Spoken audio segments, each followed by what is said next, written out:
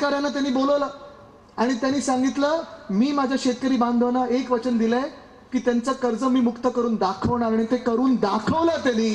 ह्याला बोलतात ठाकरे गॅरंटी. ह्याला बोलतात ठाकरे गॅरंटी. 2 लाखापर्यंत ज्यांची कर्ज होती ती आपण पहिल्या टप्प्यात माफ केली, कर्जमुक्त केली ना सगळ्यांनी.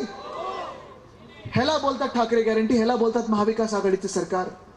तसंच आपण पुढे येत असताना आपल्याला आठवत असेल कोविडचा काळ होता, अर्थचक्र बंद पडलं होतं आणि हे अर्थचक्र बंद पडल्यानंतर देखील जेव्हा जेव्हा आपल्या शेतकरी बांधवांवर ज्या काही आपत्त्या आल्या असतील, अवकाळी पाऊस असेल, सततचा लागणारा पाऊस असेल, कधी गारपीट असेल, काही नुकसान असेल, मंत्रिमंडळात आम्ही सगळेच चर्चा करायचो. गडाख साहेब असायचेच नेहमी, थोरात साहेब असायचे. आम्ही सर्व नेते म्हणजे शिवसेना असेल, राष्ट्रवादी काँग्रेस, जी सगळी आपली महाविकास आघाडीच्या विचाराची लोक होती, हे सगळे लोक आम्ही आवर्जून आग्रह धरायचो. सगळ्या अधिकाऱ्यांना सांगायचो पंचनामे त्वरित करा आणि जी मदत शेतकऱ्यांना जेवढी काही पोहोचू शकतो, कदाचित 100% नुकसान भरपाई करू शकत नाही, पण जेवढी मदत करू शकतो तेवढी करा. त्या वेळेला ती नुकसान भरपाई आली की नाही तुमच्या खात्यामध्ये?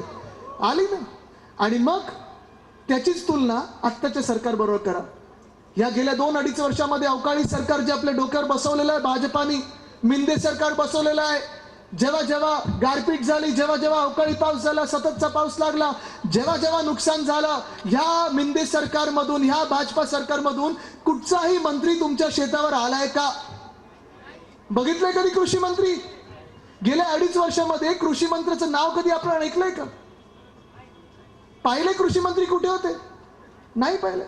कारण त्यांचं कामं वेगळीच चालायची, ती आपल्या शेतकऱ्यांची कामं नसायचीच.